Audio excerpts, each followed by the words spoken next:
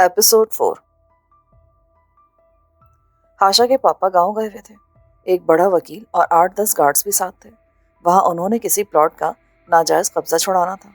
अब मालूम नहीं कि कब्जा नाजायज था या उसे छुड़ाना नाजायज था।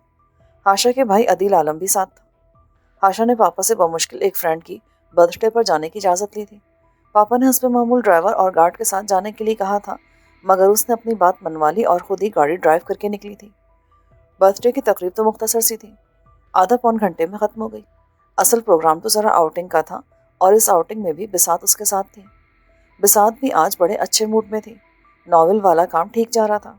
साहिली ने नॉवेल का एक और सीक्वेंस मुकम्मल कर लिया था। ये सीक्वेंस बिसात ने एक मुस्तनद मारूफ अदीब की नज़र से भी गुजारा था और वहाँ से ठीक ठाक हौसला अफजाई मिली थी। साहिली वाकई कमाल का लिखता था। एक पैराग्राफ हाशा ने भी देखा था और उसको बहुत पसंद आया था। नॉवल पर ही बात करते हुए वो दोनों शहर के वस्ती हिस्से की तरफ जा रही थी। हाशा अपने पसंदीदा रेस्टोरेंट में कुछ देर बैठना चाहती थी। डिनर भी वहीं करने का इरादा था। अचानक बिसात की आवाज़ ने उसको चौंका दिया।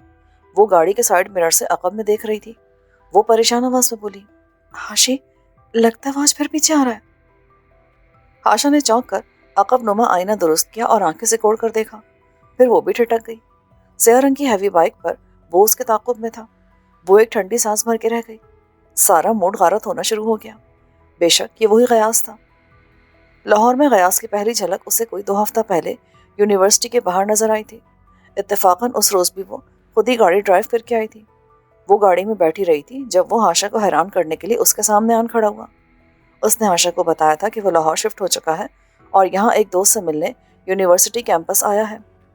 उसने और भी बहुत कुछ कहा था, मगर हाशा ने सिर्फ उसकी एक ही बात पर यकीन किया था जो उसने नहीं कही थी, जो उसकी आंखों में जली हरूफ में लिखी दिखाई देती थी। और बात ये थी कि मिस हाशा। बात वहीं उस तूफानी शब में ढलान पर बने उस घर के अंदर ख़त्म नहीं हो गई थी। बात आगे चल निकली है। मैं एक भंवरा हूँ और तमाम मसलहतें बालाए ताक रखकर तुम्हारे करीब आन मौजूद हुआ हूँ। वो सटपटा कर रह गई थी।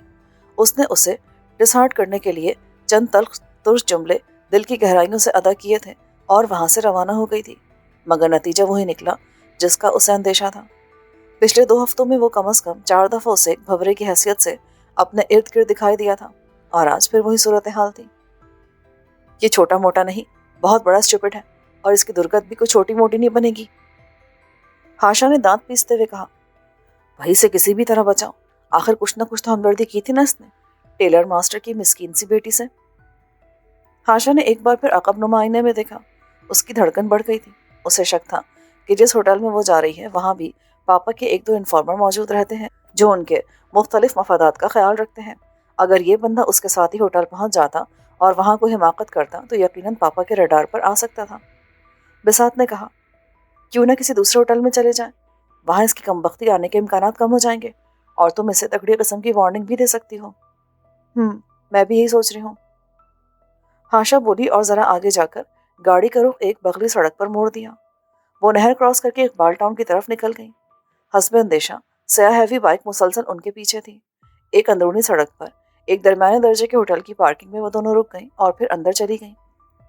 10-15 मिनट गुजर गए पर वो ना आया। हाशा को लगा कि शायद बला टल गई है, मगर फिर वो डाइनिंग हॉल के मेन दरवाजे पर दिखाई दिया। उसने चारों तरफ निगाह दौड़ाई और सीधा दोनों की मेज़ की तरफ आया। उसका लिबास सलीके का था, जिस्म भी कसरती दिखाई देता था, शायद जिम वगैरह जाता था। उसकी चाल ढाल से एक तरह की लापरवाही और बेखौफी झलकती थी। हाशा को याद था जब नथिया गली वाले घर में अलसुबह दरवाजे पर गरजदार आवाज़ें सुनाई दी थी तो उसने अलमारी में से बाकायदा कोई हथियार निकालकर अपनी चादर के नीचे छुपाया था। हेलो मिस हाशा और मिस बिसात, अगर आपको ज़्यादा बुरा ना लगे तो मैं चंद मिनट के लिए आपके पास बैठ सकता हूँ क्या? ज़्यादा बुरा से क्या मुराद है आपकी? क्या सिर्फ बुरा लगना काफ़ी नहीं? बिसात बोली, इसमें थोड़ा सा मार्जिन तो रहता है ना। बैठिए, हाशा ने तल्ख लहजे में कहा, और जो कुछ भी कहना है बस 2-3 मिनट में कह दीजिए। उसने कलाई मोड़ी और अपनी राडो घड़ी पर निगाह डालकर बोला, 2-3 मिनट में तो बस मैं आपको नाराज़ ही कर सकता हूँ। फिर उस नाराज़गी को दूर करने के लिए 1-आधा घंटा मज़ीद दरकार होगा। क्या ये बेहतर नहीं कि आप पहले मुझे 20-25 मिनट दे दें? नाराज़ तो आप ऑलरेडी कर चुके हैं, अब इस नाराज़गी में इजाफा ही होना है। आपको शर्म नहीं है पीछा करते हुए? मैं आपको पहले भी 2-3 दफ़ा मना कर चुकी हूँ। शर्म तो आई थी, مگر پھر ہمت کی، آپ سے سوال پوچھنا چاہتا تھا جو میرے سینے میں اٹکا ہوا ہے، مچھلی کے کانٹے کی طرح۔ مچھلی کا کانٹا سینے میں نہیں گلے میں اٹکتا ہے۔ بہرحال فرمائیے آپ کیا پوچھنا چاہتے ہیں؟ آپ نے اس لڑکی کو کہاں گم کر دیا؟ کس لڑکی کو؟ ٹیلر ماسٹر علی احمد کی بیٹی، جو اس رات ہمارے گھر میں پناہ گزیر ہوئی تھی اور جس کو کئی طرح کی مشکلات نے گھیر رکھا تھا۔ میں آپ کے نہیں اسی کے پیچھے آ رہا تھا، میں سچ کہہ رہا ہوں۔ میں اس مصیبت زدہ لڑکی کو اپنے دل سے نکال نہیں پا رہا۔ ہاشا اطمینان سے بولی، دراصل آپ کو زبردست قسم کے جوتے پڑنے والے ہیں، اس کے بعد آپ کی طبیعت بالکل صاف ہو جائے گی۔ بہتر ہے کہ یہ وقوع ہونے سے پہلے آپ اس لڑکی کو بھول جائیں۔ غیاث کے چہرے پر سرخ رنگ سے لہرا گیا۔ تو آپ جھوٹ بولنے کے علاوہ دھمکاتی بھی ہیں۔ دھمکا نہیں رہی، خطرے سے آگاہ کر رہی ہوں جو تمہارے سر پر کھڑا ہے۔ وہ آپ سے تم پر اتر آئی۔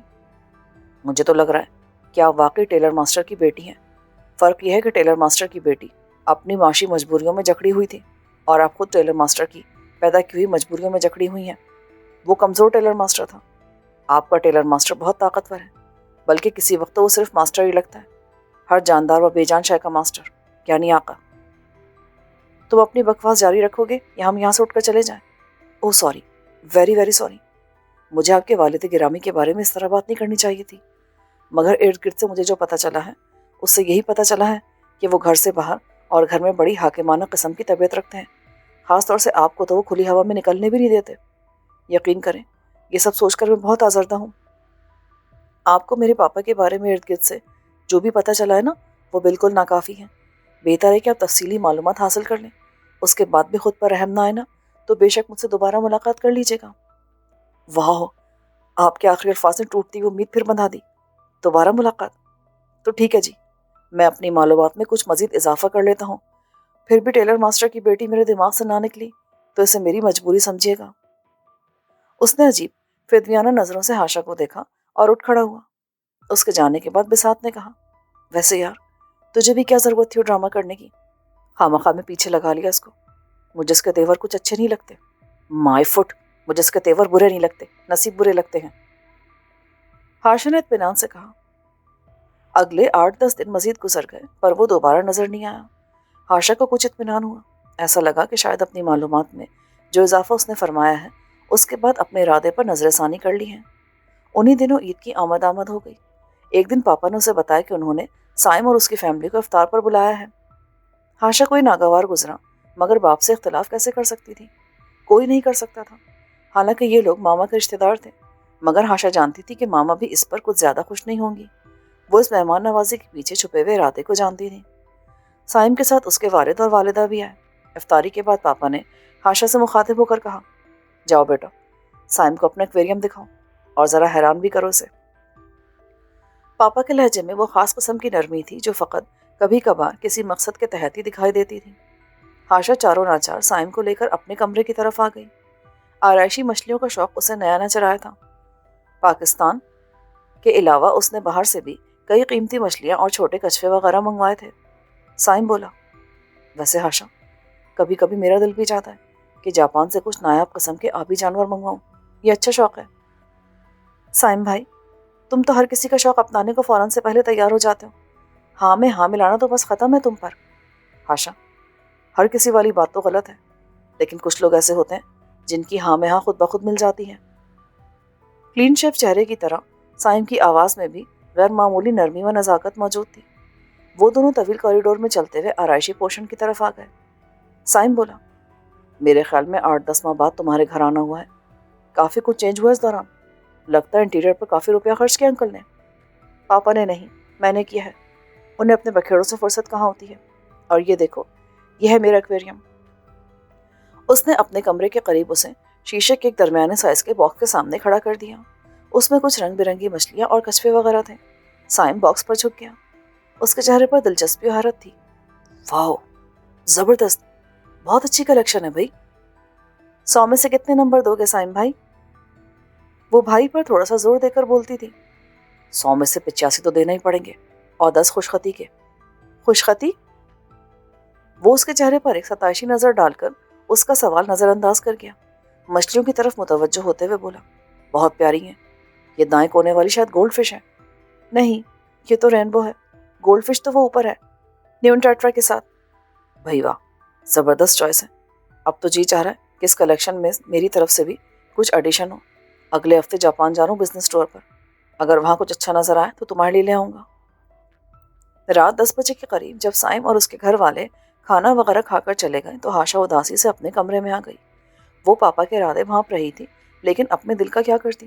اسے سائم کبھی بھی اچھا نہیں لگا تھا. لڑکپن کی بات ہے. ایک مرتبہ دونوں فیملیاں کسی وزیر صاحب کے فارم ہاؤس پر پکنک منانے کے لیے گئی تھیں. ہاشا نے کسی بات پر ناراض ہو کر سائم کو تھپڑ جڑ دیا تھا. وہ کوئی رد عمل ظاہر کرنے کے بجائے روتا ہوا اپنی ماں سے شکایت کرنے چلا گیا. تب سے اس نے اور اس کے ایک دو کزنز نے اسے سائم کے بجائے ملائم کہنا شروع کر دیا تھا. یہ بات ماضی بعید کی تھی لیکن اب بھی جب پاپا اس کی شریف النفسی کا ذکر کرتے تھے تو پتہ نہیں کیوں وہ چڑ سی جاتی تھی.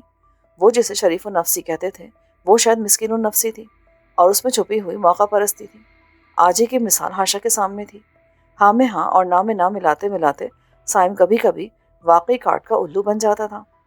آج ہاشا نے اپنے کمرے سے باہر جو ایکویریم اسے دکھایا وہ اصل نہیں تھا. وہ تو ایک پرانا ایکویریم تھا جس میں ہاشا نے 3-4 دن پہلے چھوٹی شدہ مچھلیاں رکھی تھیں. ان میں سے کچھ کم قیمت والی مچھلیاں تھیں اور کچھ ایسی تھیں جو دوسری مچھلیوں کے لیے مسائل پیدا کر رہی تھیں. سائم ان چھوٹی شدہ مچھلیوں کی تعریف میں ہی زمین آسمان کے قلابے ملاتا رہا. اصل ایکویریم ہاشا کے بیڈ روم کے اندر تھا. سائم کا سطحی انداز اور خوشامدانہ رویہ اکثر ہاشا کی نگاہوں میں آتا رہتا تھا. وہ گمسم سے بستر پر نیم دراز ہو گئی. اس نے ہاتھ بڑھایا اور آڈیو سسٹم آن کر دیا. پہلے 1-2 انگلش سانگ پلے ہوئے. پھر وہی ریمکس گیت گونجنے لگا جو وہ اکثر سنا کرتی تھی. وادیاں میرا دامن، راستے میری باہیں. اس نے آنکھیں موند لی. کہیں کھوسی گئی. اونچی نیچی چوٹیاں، ہریالی اور راستے اس کے چاروں طرف پھیل گئے. وہ ایک ایسے ہی راستے پر ننگے پاؤں بھاگ رہی تھی. نوکیلے پتھر اس کے نازک تلووں میں چبھ رہے تھے. یہ چبھن تکلیف تو دیتی تھی لیکن اس تکلیف میں ایک مزہ بھی تھا اور وہ اس کے پیچھے آ رہا تھا مشکی گھوڑے پر سوار. اس نے اپنے مضبوط ہاتھوں میں گھوڑے کی لگام تھام رکھی تھی. وہ اس سے بھاگ رہی تھی لیکن اتنی تیز بھی نہیں بھاگنا چاہتی تھی کہ اس کی نظروں سے اوجھل ہو جائے. گیت ختم ہوا تو اس نے آنکھیں کھول دی. اس کی سانسوں کی لے تیز تھی جیسے وہ سچ مچ بھاگتی آئی ہو. وہ کون تھا جو اس کے پیچھے آتا تھا؟ وہ جیسے صدیوں سے اس کے پیچھے آ رہا تھا. وہ جیسے زمانوں سے اس کے آگے بھاگ رہی تھی. اس کا چہرہ نظر نہیں آتا تھا. اس کے باوجود اسے کیوں لگتا تھا کہ وہ اجنبی نہیں ہے؟ ہاں، کون تھا وہ؟ ایک لمحے کے لیے اس کے ذہن میں آیا کہیں یہ نتھیا گلی کی ایک ڈھلان پر رہنے والا وہی پہاڑی تو نہیں؟ نہیں، یہ وہ نہیں ہے. یہ وہ نہیں ہو سکتا. عید میں بس 2 دن باقی تھے. اگلے دن اسے یونیورسٹی جانا تھا. اس کے بعد عید کی تعطیلات تھیں. کبھی کبھی ڈرائیور کے علاوہ ادھیڑ عمر گارڈ ثابت خان بھی اس کے ساتھ ہوتا تھا.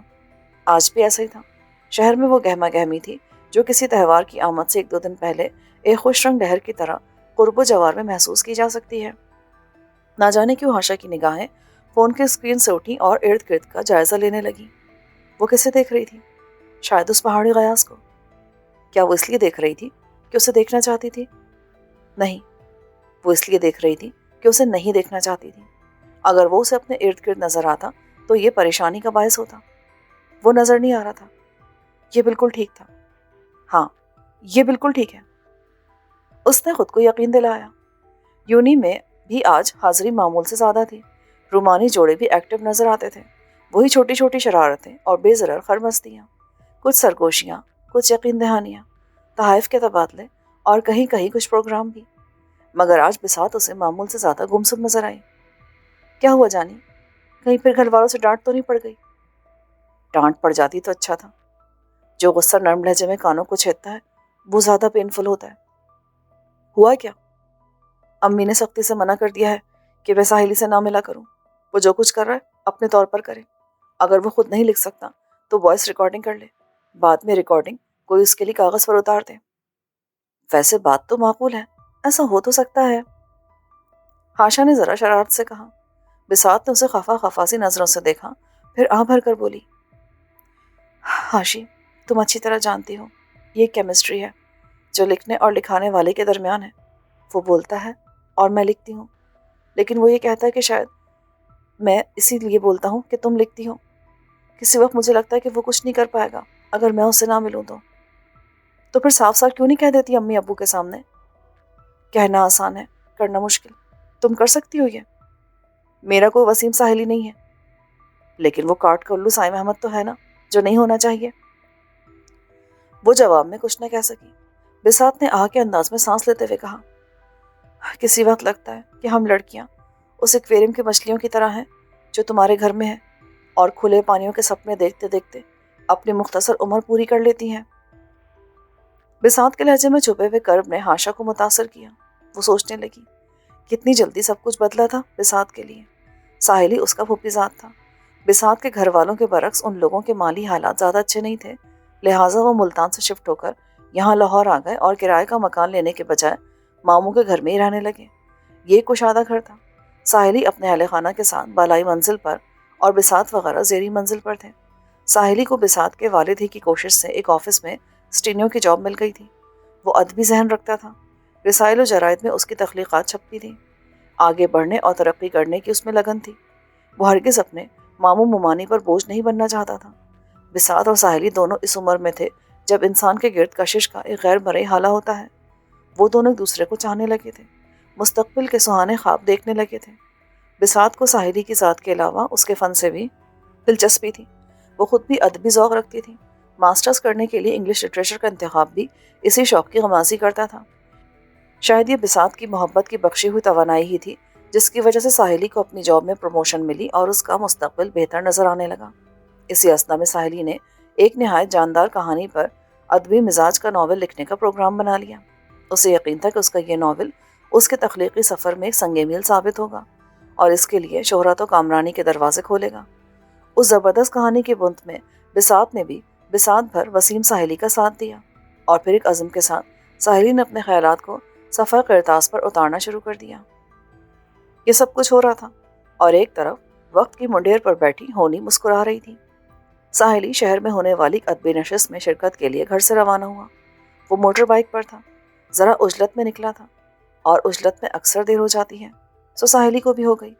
وہ ادبی نشست کو مس کر گیا اور جو کچھ ادب میں پیش رفت کی تھی اس سے بھی تقریباً محروم ہو گیا۔ ایک تیز رفتار ویگن نے اس کی تیز رفتار پرواز کے پر کاٹ دیے۔ ریڑھ کی ہڈی میں آنے والی چوٹ نے اسے کئی ماہ کے لیے بستر سے لگا دیا۔ دایاں پہلو بالکل مفلوج ہو کر رہ گیا۔ گردن اور سر میں شدید درد کے اٹیک روزمرہ کا معمول بن گئے۔ جاب چلی گئی، لکھنا لکھانا مفقود ہو گیا اور اس کے ساتھ ہی بساط اور وسیم ساحلی کی کہانی بھی المیہ موڑ مڑ گئی۔ ماموں ممانی مکمل طور پر ساحلی سے مایوس ہو گئے۔ اب 1.5-2 سال سے وہ بستر پر تھا۔ چھوٹا بھائی بمشکل گھر کی کفالت کرتا تھا۔ کچھ مدد ماموں یعنی بساط کے والد کی طرف سے بھی ہو جاتی تھی۔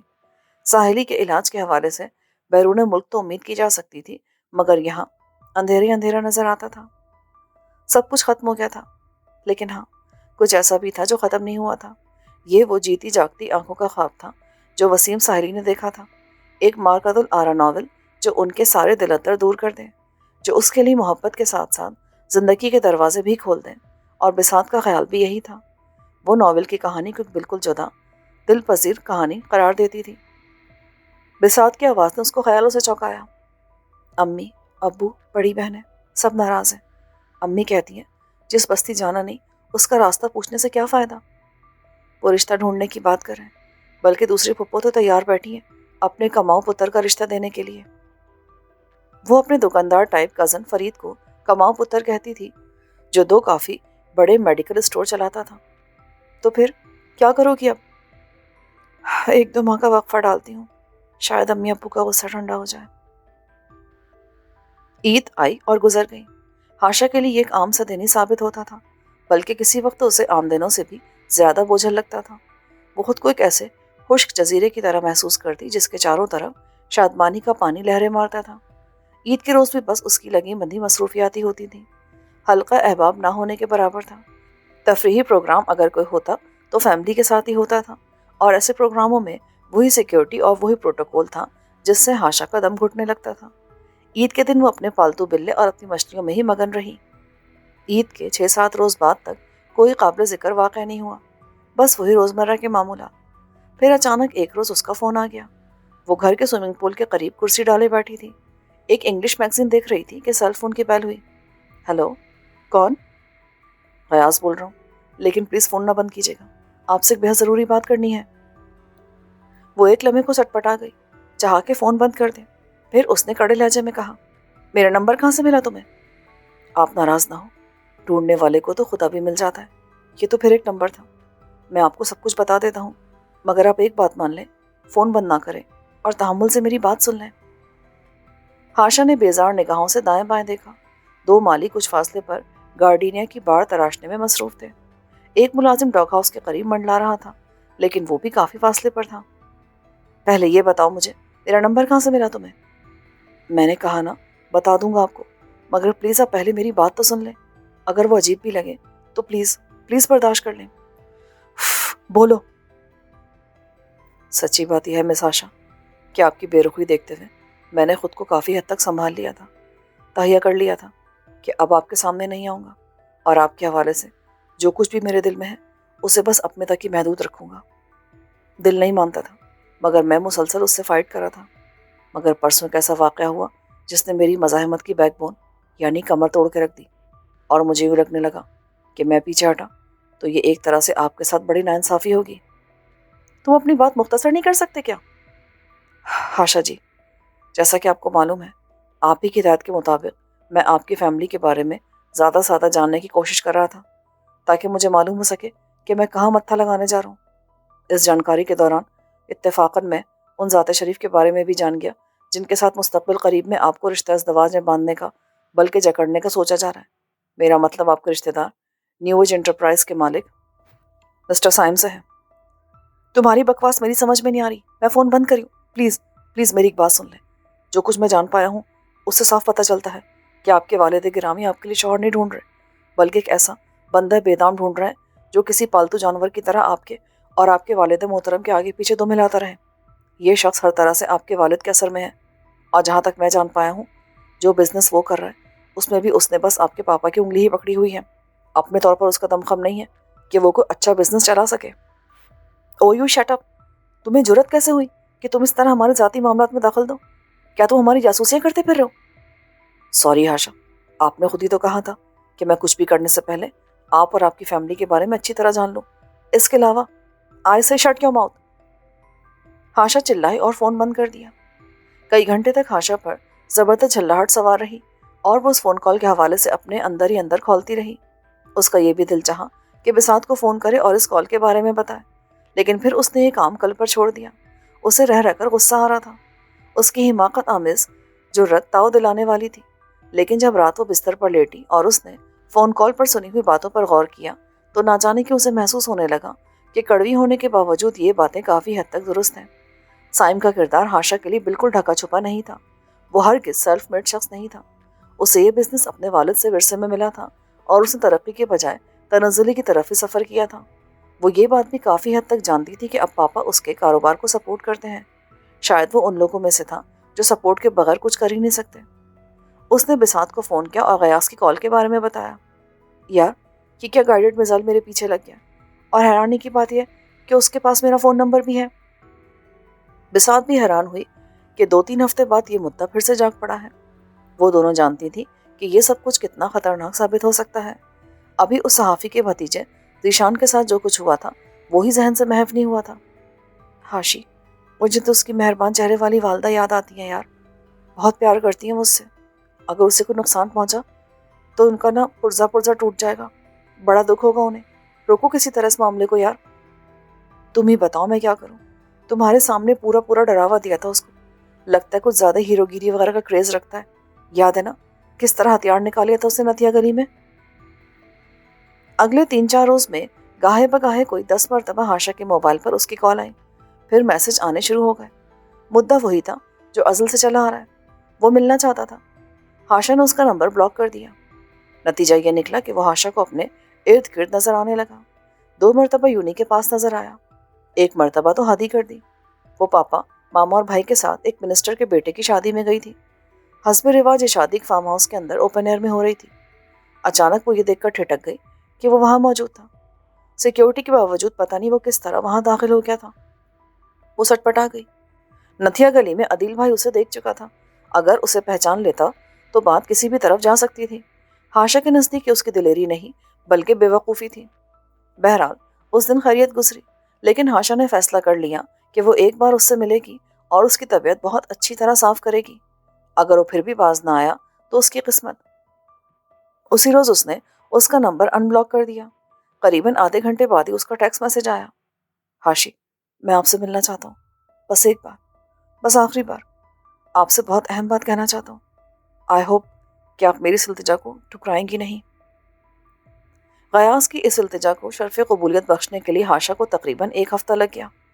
پاپا شہر سے باہر تھے، ایک ڈرائیور ان کے ساتھ گیا تھا، دوسرا بھی ڈیوٹی پر نہیں آیا تھا۔ ہاشا نے بساط کی طبیعت خراب ہونے کا بہانہ کیا اور ماں سے اجازت لے کر خود ہی گاڑی لے کر نکل گئی۔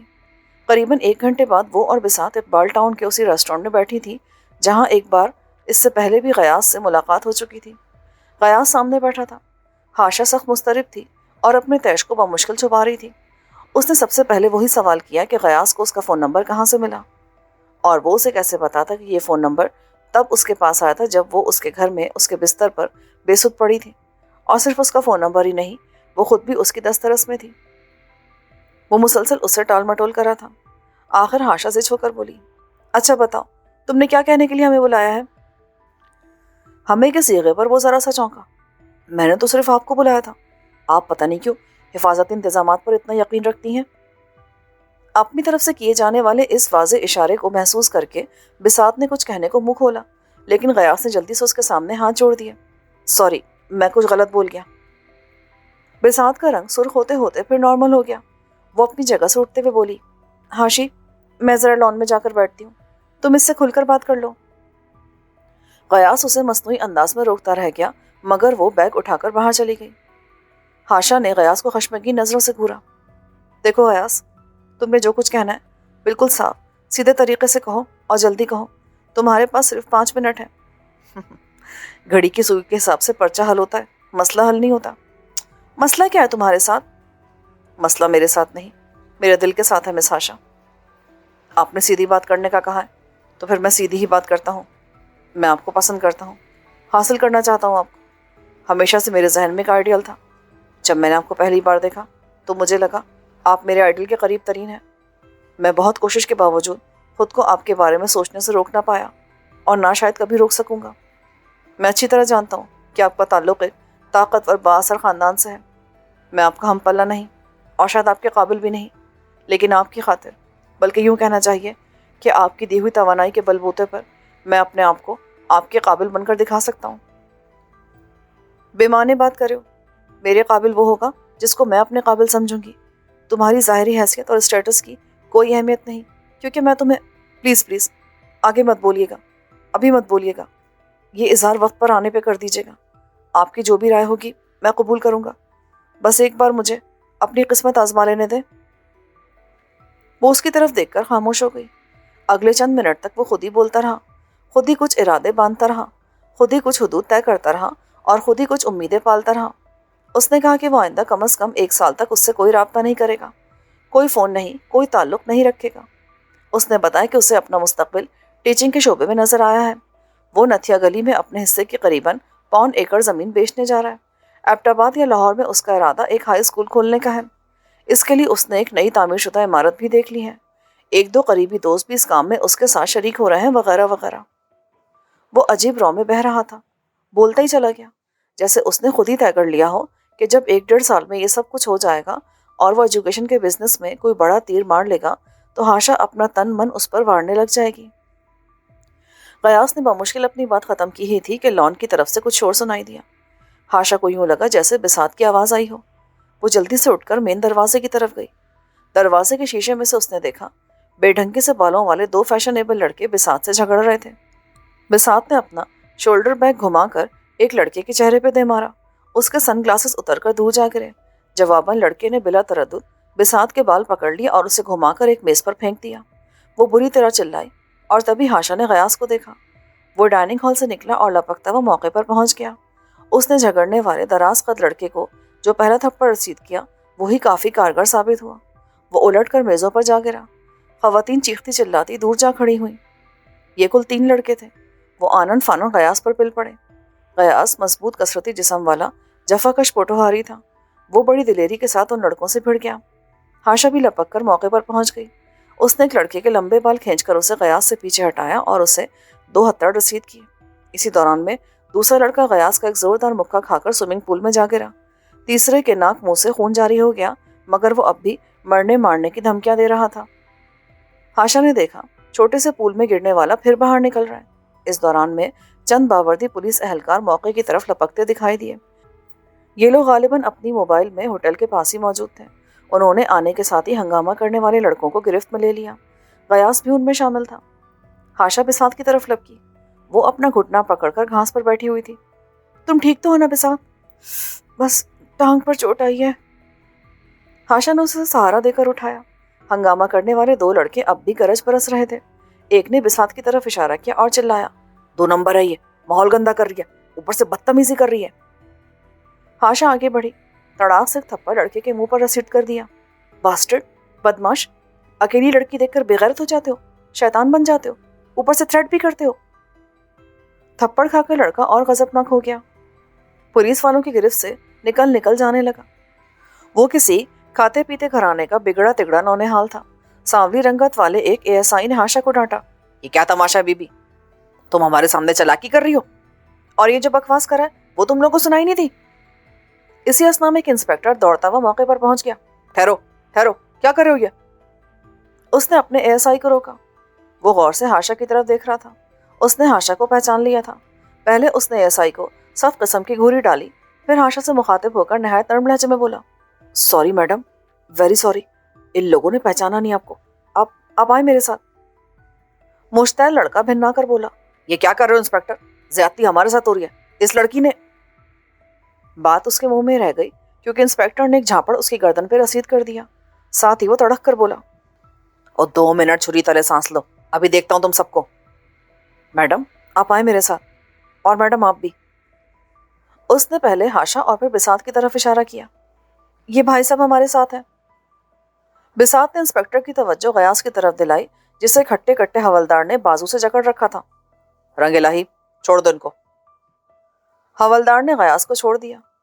ये सूरत हाल देखकर लंबे बेढंगे बालों वाला लड़का वावेला करने लगा। इंस्पेक्टर हाशा, बिसात और गयास को लेकर मैनेजर के रूम की तरफ आ गया। सिचुएशन मुवाफिक हो गई थी, मगर हाशा के अंदर तशवीश की लहर सी दौड़ने लगी। यहाँ होने वाले झगड़े की इत्तला उसके घर वालों तक पहुंच सकती थी। बिसात जरा लंगड़ा कर चल रही थी। उसकी कास्तीन भी फट गई थी। वो बता रही थी कि उसे लॉन में अकेला बैठे देखकर एक लोफर उसके करीब आ गया और छेड़खानी की, जिसके बाद बात बढ़ गई थी। रात के 12 बजे थे। हाशा बिस्तर में थी। नींद अभी नहीं आई थी, लेकिन गुनूदगी मौजूद थी। दरवाजे पर दस्तक हुई। उसका दिल धक से रह गया। हस्बे अंदेशा दरवाजे पर भाई अदील था। उसका चेहरा गुस्से से लाल हो रहा था। अंदर आकर उसने दरवाजे की कुंडी लगाई और जलती नजरों से उसे घूरने लगा। वो अभी तक वर्दी में था। हाँ, सर पर कैप नहीं थी। ये क्या तमाशा हो रहा है?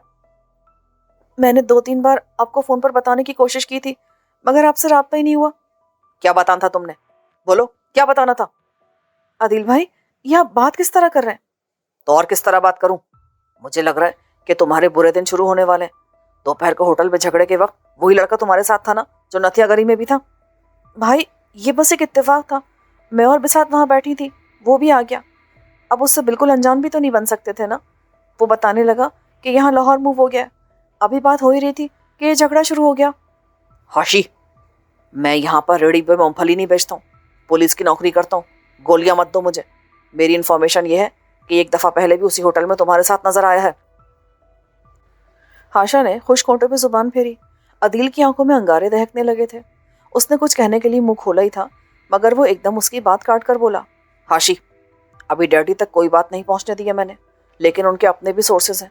उन्हें पता चल गया ना तो तूफान खड़ा हो जाएगा। अभी उन्हें नथिया गली वाली बात भी नहीं भूली है। तुम्हारी तो जो मिट्टी पलीद होनी है वो तो होनी है। उस लड़के के हाथ पांव भी सलामत नहीं रहेंगे। तुम्हें चाचा मुख्तार वाली बात तो नहीं भूली होगी? हड्डियों का चूरा हो गया था उस बास्टर्ड सिंगर का। मगर भाई, आप गलत सोच रहे हैं, ऐसा कुछ। बस बस, एकदम चुप।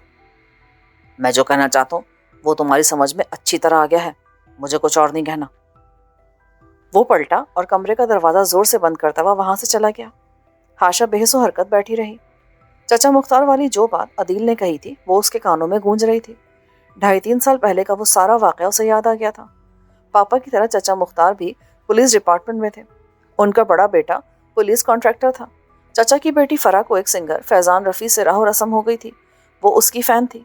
फिर वो दोनों एक दूसरे से मोहब्बत करने लगे। ज़माना प्यार करने वालों की राह में रोड़े अटकाता है। यहाँ तो रोड़े थे भी बहुत बड़े बड़े और संगलाख। ہاشا کے پاپا کی طرح چچا مختار بھی ایک دبنگ پولیس افسر تھے، وہ DPO تھے۔ شومئی قسمت ایک دن فرح اور سنگر فیضان کو ایک تفریح گاہ میں اکٹھے دیکھ لیا گیا تھا۔